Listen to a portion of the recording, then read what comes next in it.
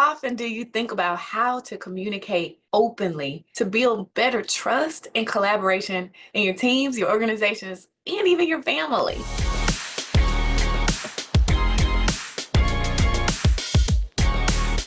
Hey, I'm Summer Owens, and welcome back to my channel. I empower organizations and individuals to become more confident and resilient leaders of teams or just their own lives. And I'm so excited to be continuing the lessons from my special book with my grandma, The 100 Lessons My Centenarian Grandmas Taught Me. And we're on lesson 52, how to communicate more openly. I love talking about communication. Why? Because it is so hard for some people, yet it is one of the most important skills that people need to be effective in any type of relationship, in any type of situation. Communication is super important. And in this lesson, we're talking about open communication and how to communicate more openly. My leadership style has been greatly shaped by the open communication practices my grandma showed. Whether through speaking or their writing, they showed me the importance of transparency and honesty in building trust within any community or team. By ensuring that I communicate openly and frequently, I strive to create an environment where everyone feels heard and valued. This approach has enabled me to prevent misunderstandings and create a culture of mutual respect and cooperation. My commitment to open communication continues to strengthen the bonds within teams I lead and ensures we work towards common goals and clarity and commitment. Keeping an open line of communication helps build trust and clarity. Open communication ensures that everyone is on the same page, which can prevent misunderstandings and conflict. It encourages feedback from all levels, leading to new ideas and perspectives that can drive innovation. Transparent communication also reinforces accountability and honesty. It builds a foundation of trust that is essential for any strong relationship, whether in business or personal life. How many times have you been in a situation where there was conflict or confusion and it came simply because communication lacked or sucked? I've been in so many situations where there have been misunderstandings, there have been mistakes made, there's been duplicated efforts, there have been conflict and a lot of issues simply because communication wasn't good. There wasn't open communication. So whether it's in your personal life with your family, or friends, or if it's at work or on a job or on a specific project that you're doing, open communication is crucial to saving relationships, to getting work done, and to having a harmonious situation. Open communication, even when the communication, what you have to communicate may not be the best, it may not be positive. It's important that we learn how to communicate openly so that we can move forward and be positive and progressive and make things happen. So let's get into the tips my grandma shared. No, you can't have that. You can't do that. Have you ever heard that voice, maybe from someone else or deep down inside of you, saying, no, you can't?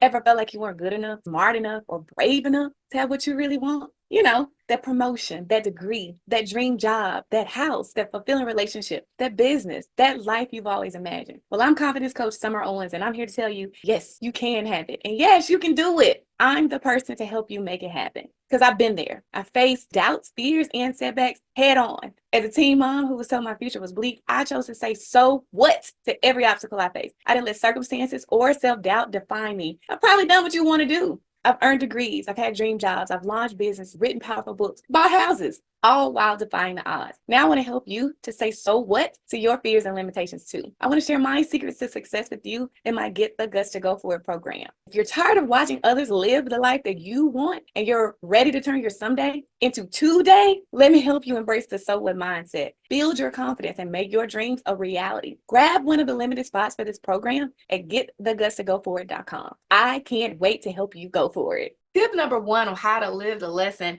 communicate openly, is to establish regular check-ins. So whether it's with your family and friends or in a work situation, establish some sort of routine where you're checking in on a situation, on a person. If there's something that's going on, and I like to use probably one of the best examples of projects. So I am right now. We are the team preparing for the Love Yourself event, which is the annual fundraiser that we have for the So What Foundation. As soon as the project starts, meetings are set. We put meetings on the calendar for the duration of the project until the date of the event, and even for the next couple of weeks afterwards, where we do follow-ups and check-ins, or we really evaluate the program or the event. So regular check-ins are set. You can do the same thing with any project or any situation in your life. You can set a time where there are regular check-ins where we can ask the question. This is open communication. How are you doing? Where do you need help with? What's the progress? What are the challenges? Set up those regular check-ins so that nothing can fall through the cracks unless you choose to let it fall through the cracks if you set up those regular check-ins. Tip number 2 on how to live the lesson, communicate openly, is to promote an environment of transparency.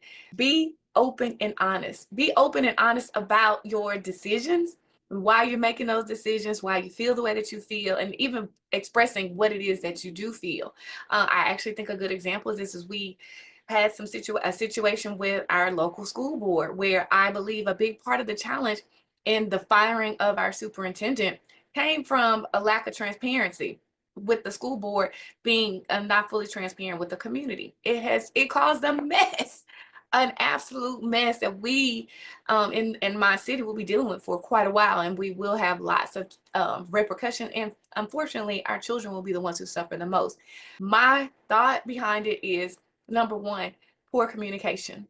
Poor communication. The way the whole situation was handled, it was around poor communication and a lack of transparency.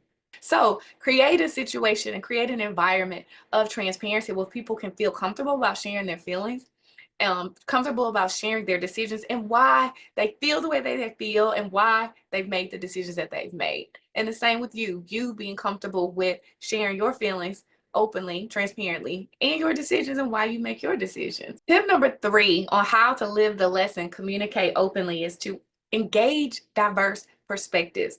Get the perspective of different people with different experiences, different backgrounds, different levels of expertise. So when dealing with any particular situation, it's wise to engage people, not everybody who thinks like you, who will say yes to what it is that you want to do.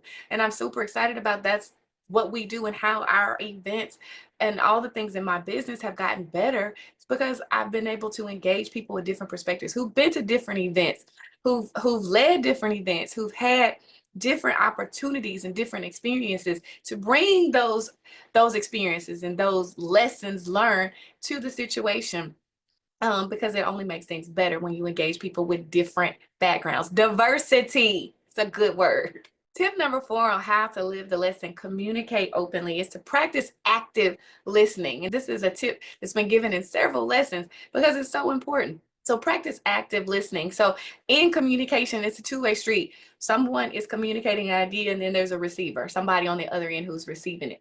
Well, if you are the receiver, then actively listen so that you can make sure you are understanding what the person who's communicating with you is saying. And there are several ways that you can do it. One is to look at them in the eye, pay attention, maybe take notes, nod your head, but actively listen to what they're saying. That creates an environment for open communication. Because, if you're talking to somebody, you can tell they're not listening. What are you going to do? Most time you're going to shut down and you're not going to continue to talk. So invite people and encourage people to communicate openly by actively listening to what they have to say. Tip number 5 on how to live the lesson, communicate openly, is to use clear language. When you're communicating with someone, that's not the time to try to show how smart you are, to show how big your vocabulary is, or to use a bunch of acronyms that people don't really understand. Use simple words and be clear and make sure that what you're saying is easy to understand. Use clear language. Don't try to again, to show off what you know or how big your vocabulary is. Just use clear language, get to the point, make it simple. I really like that acronym KISS, keep it simple, stupid.